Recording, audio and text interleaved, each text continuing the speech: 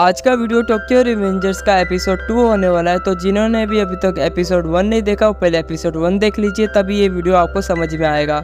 तो चलिए वीडियो को स्टार्ट करते हैं। इस एपिसोड की शुरुआत में हम देखते हैं कि ताकेमिची नारुतो की मदद करने के लिए मान जाता है और नारुतो ताकेमिची को बताता है कि तुम्हारे पास एक स्पेशल पावर है जिसके वजह से तुम टाइम ट्रैवल कर सकते हो। ताकेमिची ये सुन के बोलता है तो ठीक है, फिर मैं इस पावर की मदद से पास्ट में जाता हूँ और हिनाटा को बचा लेता हूँ एक्सीडेंट से। तब नारुतो बताता है कि नहीं, तुम कोई भी डेट पे टाइम ट्रैवल नहीं कर सकते, तुम सिर्फ सेम डेट पे 12 साल पहले जा सकते हो।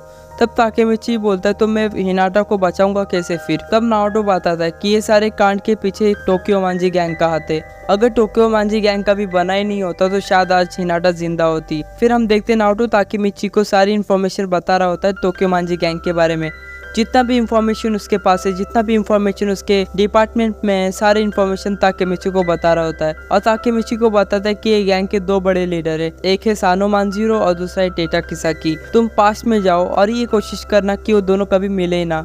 अगर वो दोनों कभी मिलेंगे ही नहीं तो शायद आज हिनाटा जिंदा होगी हमारे साथ। ये सुन के ताकेमिची बोलते ये तो मैं समझ गया, लेकिन मैं पास्ट में वापस जाऊंगा कैसे। तब नारुतो बताता है कि मुझे याद है तुमने होश में आने के बाद कहा था, तुमने मुझसे हाथ मिलाया था पार्क में, तब जाके तुम प्रेजेंट में आए। तो शायद हमारे हाथ मिलाने से ऐसा कुछ होता है जिसके वजह से तुम टाइम ट्रैवल कर सकते हो। इसके बाद हम देखते हैं कि नारुतो और ताकेमिची हाथ मिलाते हैं और ताकेमिची वापस अपने पास्ट में चला जाता है।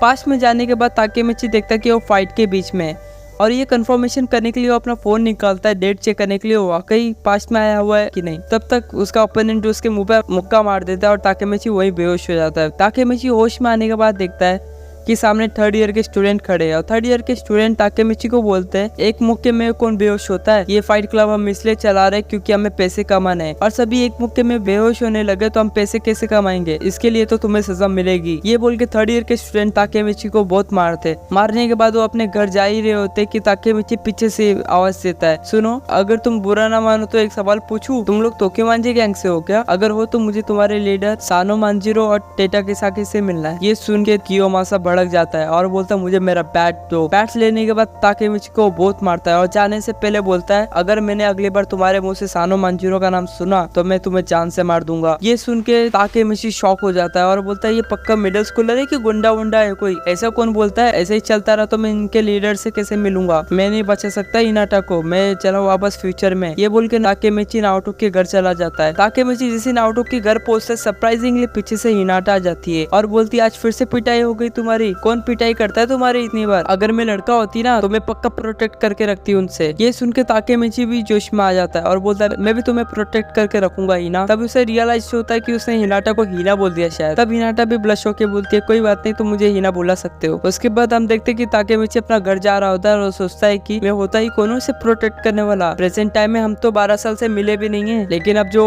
हिनाटा से मिल चुका है और उसे होना भी नहीं चाहता, तब ताकेमिची अब उसे मरने नहीं दे सकता। उसके बाद हम देखते हैं अगला दिन दिखाया जाता है ताकेमिची और उसके दोस्त बाथरूम में डिस्कस कर रहे होते कि आज किसकी फाइट है। तब उसमें से एक बंदा आकुन बोलता है कि आज टाकुया की फाइट है। सब शॉक हो जाते हैं, टाकुया इसे तो लड़ना भी नहीं आता ढंग से, ये कैसे लड़ाई करेगा वहाँ पे? तब आकुन बोलता है अगर मेरा बस चले तो इसके बदले मैं लड़ाई करूँ, लेकिन ये कियोमासा को कौन बताएगा और कियोमासा हमारी बात सुनेगा भी? सब ये सोचने लगते हैं ये बात तो सही बोल रहा है। तो सब ताकुया को मोटिवेट कर रहे होते कि टेंशन मत ले, तू बिलीव कर कि तू जीत सकता है मैच, और ज्यादा कुछ गड़बड़ भी हुआ तो हम कुछ ना कुछ करके तेरी मैच रुकवा देंगे, ठीक है? फिर हमें ताकुया की मैच दिखाई जाती है।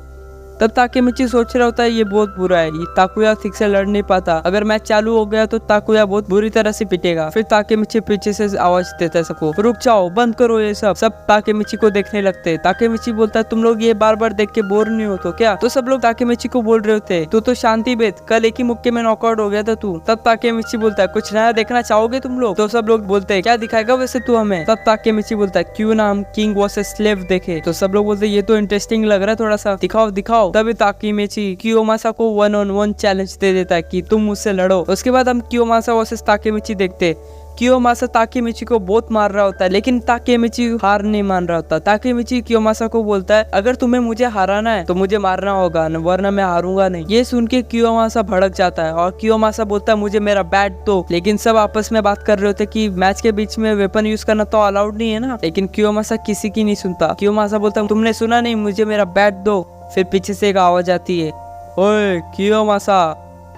कियोमासा गुस्से में पीछे देखता है और कियोमासा सरप्राइजिंगली डर जाता है उस बंदे से। अब ये बंदा कौन है जिससे कियोमासा भी डर गया, ये तो आपको नेक्स्ट एपिसोड में पता चलेगा। आई होप आपको ये एक्सप्लेनेशन अच्छा लग रहा होगा। अगर अच्छा लग रहा है तो प्लीज लाइक करके जाओ, इससे मुझे मोटिवेट भी मिलेगा नेक्स्ट एपिसोड बनाने के लिए। एंड नेक्स्ट एपिसोड के लिए सब्सक्राइब करके जाना, और जिन्होंने भी अभी तक सब्सक्राइब नहीं किया है कोई बात नहीं, आराम से कर दो, कोई भाई नहीं अभी। तो मिलते हैं नेक्स्ट वीडियो में। सायोनारा।